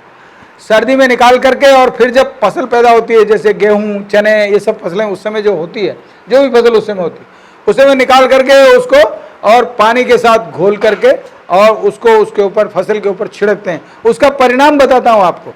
हमारे हुक्म जी पाटीदार ने उसका परिणाम कलकत्ता से लेबोरेटरी से टेस्ट करवा करके और वो मुझे बताया उन्होंने, उसका परिणाम बहुत अच्छा। ये जब वो चकमक पत्थर का चूरा सा बारीक बारीक वो पत्तों के ऊपर गिर जाता है, पत्तों के ऊपर गिर जाता है, और फिर ये जो रात को जो ओस पड़ती है ना, उसकी बूंदें वो उसके ऊपर पत्तों के ऊपर जमा हो जाती है, और उस उधर से फिर सवेरे सूरज की किरणें निकलती हैं। सूरज की किरणें निकलती हैं तो इधर से देखने पर और ऐसा इंद्रधनुष दिखाई देते हैं बहुत सारे।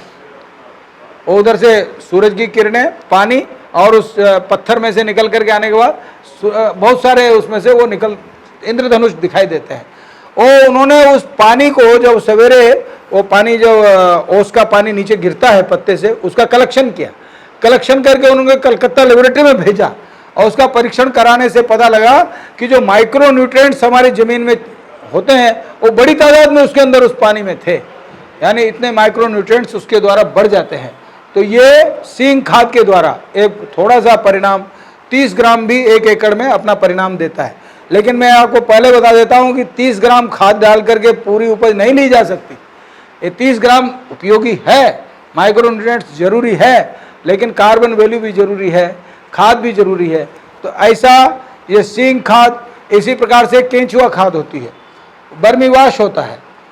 वो क्या है कि मैं उसका ज़्यादा वर्णन नहीं करता केंचुआ खाद का, कारण कि केंचुआ खाद बनाने में किसान को मेहनत बहुत करनी पड़ती है। ट्रेनिंग ले लेते हैं, सब्सिडी पर केंचुआ ले आते हैं, एक बार पैदा होता है उसके बाद उसको बंद कर देते हैं। वो मैंने बंद यूनिट ज़्यादा देखे हैं, चालू यूनिट कम देखे हैं, इसलिए उसका वर्णन मैं अधिक करता नहीं। उपयोग कर ले किसान, कम मेहनत से ज़्यादा आउटपुट ले ले, वही अच्छा है। तो ऐसा अपने खाद का वो प्रयोग खेत में करे और पूरी उपज ले। कीटनाशक जो प्रयोग करते हैं, कीटनाशक के स्थान पर हम लोग कीट रोधक का प्रयोग करते हैं। कीट को रोकने वाला यानी क्या, तो उसमें या तो गौमूत्र के अंदर डाल के रखें, नहीं तो पानी में डाल करके रखें 30-40 दिन। तो उसमें क्या क्या रखते हैं, नीम के पत्ते, आक के पत्ते, धतूरे के पत्ते, करंज के पत्ते, कनीर के पत्ते, समझ गए क्या, ये पत्ते 2-2 किलो के लगभग डाल दिया 200 लीटर में। और उसमें 1 किलो लहसुन, 1 किलो मिर्च और 1 किलो तंबाकू के डंठल और तांबे की चीज़, तांबे की कोई भी बर्तन, कोई चीज़, कॉपर, ये सब उसमें डाल करके और उसको रखना, और लगभग 30-40 दिन कम से कम रहे। और ये हमेशा ही किसान के पास बनी हुई रखी रहनी चाहिए, उसको इंतज़ार नहीं करना कि कीड़े लगेंगे और तब बनाएंगे और तब उपयोग करेंगे, वो पहले से ही, और उसका खराब कुछ होता नहीं, उसको बना करके रखें। और यदि पानी में बनाया है तो उसको बढ़िया या तो उबाल करके, नहीं तो मसल ग्राइंड करके और उसको छान करके उसमें गौमूत्र मिला करके 400 ml को 15 लीटर में मिला करके उसका स्प्रे करना। 400 ml को 15 लीटर में मिला करके उसका स्प्रे करना चाहिए। और वो स्प्रे कब करना चाहिए, तो कीड़ा लगने के पहले, कीड़ा लगने के बाद नहीं, पहले से स्प्रे करेंगे तो कीड़ा वहाँ पर आकर के बैठता है, तो उसकी नाक बड़ी लंबी रहती है, और नाक से वह बैठ करके देखता है कि ये खाने लायक है कि नहीं, वो टेस्ट करता है पहले, और वो फिर संदेश देता है कि ये खाने लायक नहीं है, वो वहाँ से उड़ जाता है, उसके ऊपर बैठता नहीं, उसके ऊपर अंडे नहीं देता, तो वहाँ पर पनपेगा नहीं, तो हमारी फसल को नुकसान नहीं करेगा। इसलिए वो पहले से ही छिड़कना होता है, वो आकर के बैठे परीक्षण करे, उसके पहले से हमको डालना है, तो फिर कीड़े नहीं लगेंगे। ऐसा छाछ भी यदि 8-10 दिन उसमें कॉपर की चीज़ डाल के रखी और उसका भी यही 400 ml को स्प्रे किया, फंगस वगैरह उससे लगेगी नहीं। ऐसा सामान्य कीट रोधक उनका प्रयोग हमको करना चाहिए क्या। और इसी प्रकार से अपने खेत में अच्छी फसल हो, इसके लिए कई और भी चीज़ें रहती हैं, जैसे दूध के साथ में थोड़ा गुड़ डाल करके और उसको वही 400 ml 15 लीटर में मिला करके आप स्प्रे करो तो और ज़्यादा फसल मिलने वाली है। छाछ का भी, ताज़ा छाछ का भी स्प्रे किया जा सकता है। इस प्रकार से हमारे पास गिलोय है, गिलोय का भी काढ़ा बना करके उसका भी मिला करके स्प्रे कर सकते हैं। ऐसा हमारी फसल अच्छी कैसे हो, इसका प्रयोग किसान को स्वयं प्रयोगधर्मी बन करके ये करना चाहिए। तो ऐसे कीट रोधक, कीड़ों को बचाने के लिए एक वो भी होता है, वो जो नीले रंग के और पीले रंग के वो टांगते हैं, क्या कहते हैं उनको यहाँ, हाँ फेरोमोन ट्रैप, फेरोमोन ट्रैप, उसका भी प्रयोग करते हुए और कीड़ों को रोका जा सकता है। फसलों में फूलों की खेती करना, तो फूलों के ऊपर भी कीड़े चले जाते हैं, फसल उससे बच जाती है। ऐसा कीट रोधकों का प्रयोग करना। और खरपतवार के लिए खरपतवार नाशी का प्रयोग हम नहीं करते। खरपतवार नाशी के स्थान पर हम लोग खरपतवार कम हो, इसके लिए एक तो पानी का प्रयोग ज़्यादा नहीं करना चाहिए। यदि पानी का प्रयोग आप सीमित करते हैं तो आपको खरपतवार कम होती है, अनावश्यक पानी नहीं छोड़ना चाहिए। दूसरा, जमीन पर खेती के साथ साथ बिछोना बिछाना, यानी मल्चिंग करना। जैसे सब्जी पैदा करने वाले पॉलीथीन की मल्चिंग करते हैं, तो उसमें से जहाँ से पौधा निकलता है वहीं पर पानी जाता है, बाकी जगह पानी मिलता नहीं, तो खरपतवार उगती नहीं। इसी प्रकार से आप दूसरे फलदार पेड़ हैं, दूसरे कुछ पौधे हैं, उनके नीचे आप पराली बिछा दो, कचरा बिछा दो, तो उसके अंदर फिर खरपतवार नहीं होगी। और उसके अंदर यदि आपने वेस्ट डिकम्पोजर या गो कृपामृत, जीवामृत उसमें छोड़ा तो वो सब वहाँ पर खाद में कन्वर्ट डिकम्पोज हो जाएगा और खाद उसका बन जाएगा। ऐसा खरपतवार नाशी का भी उपाय हमको इस प्रकार से करना चाहिए। तो ये मैंने आपको खेती करने की सामान्य सी बातें बताई। మరిన్ని అప్డేట్స్ కోసం STV యూట్యూబ్ ఛానల్ ని సబ్స్క్రైబ్ చేసుకోండి।